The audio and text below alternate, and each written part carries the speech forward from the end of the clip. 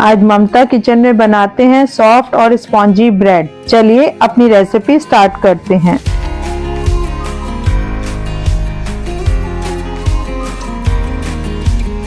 इसके लिए एक बाउल लिया, इसमें यहाँ पर हमने चीनी का यूज करा है।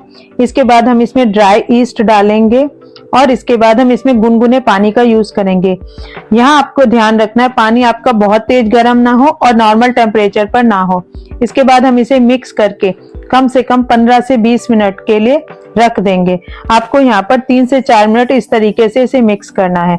अब इस पर ढक्कन लगाकर 20 मिनट के लिए रख देंगे।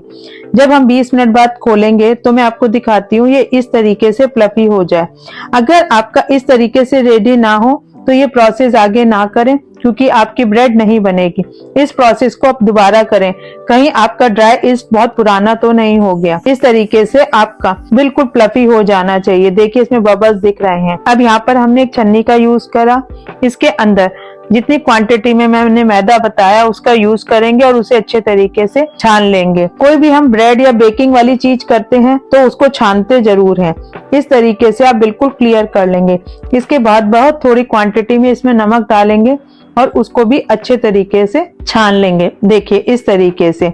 और इसके बाद अब हम इसका एक डो रेडी करेंगे। इसके लिए हमने जो पानी पहले था हमारा ड्राई ईस्ट में, पहले उसको बहुत हल्के हाथ से, इसका डो आपको ध्यान रखना है, बहुत प्रेशर से नहीं, बहुत हल्के हाथ से रेडी करना है। और इसके लिए नॉर्मल पानी का यूज करेंगे। अब आपको गुनगुने पानी की जरूरत नहीं है, बिल्कुल नॉर्मल पानी लेंगे और जितना मैंने पानी बताया है एकदम बिल्कुल ना यूज करें। थोड़ा थोड़ा पानी डालकर हल्का हल्का इसका डो लगाएं। इसका डो बहुत ही सॉफ्ट होता है। इस तरीके से आप इसे अच्छे तरीके से मिक्स करके डो रेडी कर लेंगे। अब देखिए मुझे लगाते हुए कम से कम 4 से 5 मिनट हो गए। तो इसके बाद इसको आप थोड़ा सा ऑयल लेंगे। यहाँ पर मैंने 2 टेबल स्पून ऑयल का यूज करा है, लेकिन उसको भी हम थोड़ा थोड़ा डालेंगे और जो हाथ पे आपके मैदा लगा हुआ है वो इसी से आपका उतर जाएगा। और आप ये देख रहे होंगे कि मैं इसे अंदर की तरफ घुमा रही हूँ। हमेशा आपको जब भी इसका डो लगाना है हाथ अंदर की तरफ लगाना है। देखिए इस तरीके से अंदर घुमा के लॉक करते जाना है। इस तरीके से आप अपना डो रेडी कर लेंगे और ऑयल का थोड़ी थोड़ी देर में यूज करके इसके अंदर सारा ऑयल हम मिक्स कर देंगे।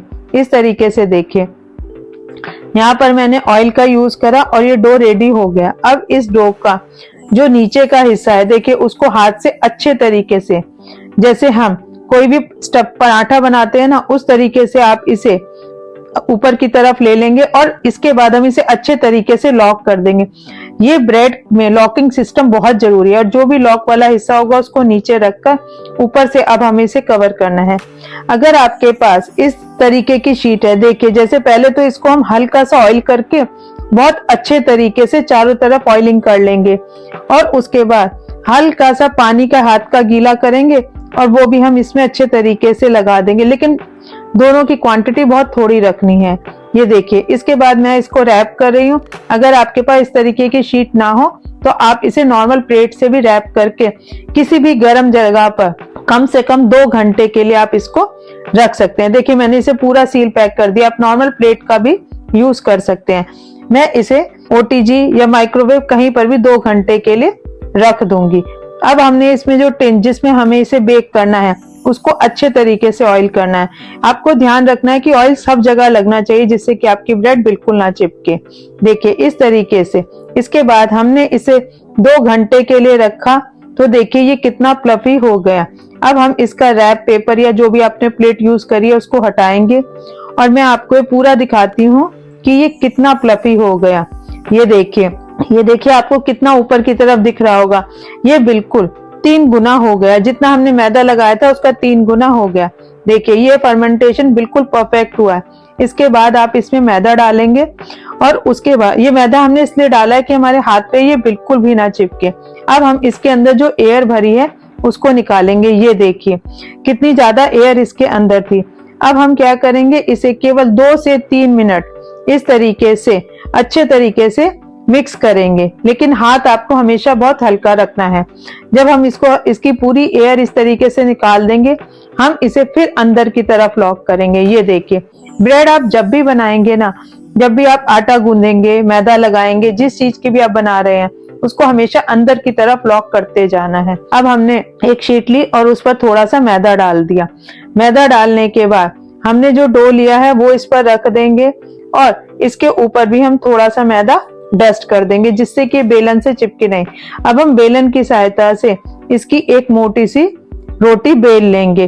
केवल इसको थोड़ा सा फैलाना है, बहुत ज्यादा नहीं।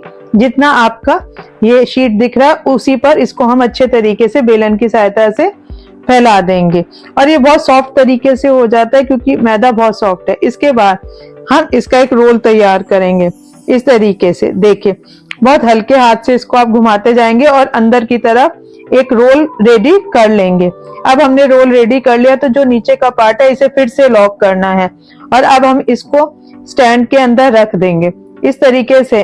देखिए कितना सिंपल और इजी प्रोसेस है। दिखने में बहुत टफ लगता है लेकिन बहुत इजी और सिंपल है। इसे हम उस साइज का बना लेंगे जिस साइज का हमारा टिन है। टिन की नाप के हिसाब से आप अपने डो की शेप रेडी कर लेंगे। इस तरीके से लॉक करना बहुत जरूरी है और लॉक के पार्ट को हमेशा हमें नीचे रखना है। देखिए ये आपका सारा लॉक हो गया। अब हम क्या करेंगे, टिन के अंदर ये डाल देंगे और हल्के हाथ के प्रेशर से इसको पूरा टिन की शेप दे देंगे। आपको यहाँ हाथ का प्रेशर बिल्कुल तेज नहीं लगाना, बहुत हल्के हाथ से आप इसे रेडी कर लेंगे। इसके बाद आप इसे 1.5 घंटे के लिए ढककर रख देंगे और इसके बाद ये फिर फ्लफी हो जाएगा और उसके बाद हम इसे OTG के अंदर 180 डिग्री पर 30 मिनट्स के लिए बेक करेंगे। ठीक है, उसके बाद हम क्या करेंगे, आप मेरा हाथ देख रहे हैं ना, पूरा ब्रेड हमने इसके अंदर सेट कर दिया। पहले हम इसे 1.5 घंटे के लिए बाहर रखना है जिससे ये और डबल हो जाए, ये बिल्कुल ऊपर की हाइट पकड़ लेगा और उसके बाद उसी ढक्कन के साथ हम इसे बेक कर देंगे। उसके बाद केवल इसका सिकना बाकी हो जाता है, फ्लफी उसी टाइम हो जाता है। देखिए मैं आपको दिखाती हूँ, इसका ये ढक्कन है, इसको धीरे धीरे इसके अंदर फिक्स करेंगे। पहले 1.5 घंटे के लिए बाहर रखेंगे, उसके बाद हम इसे OTG में डाल देंगे।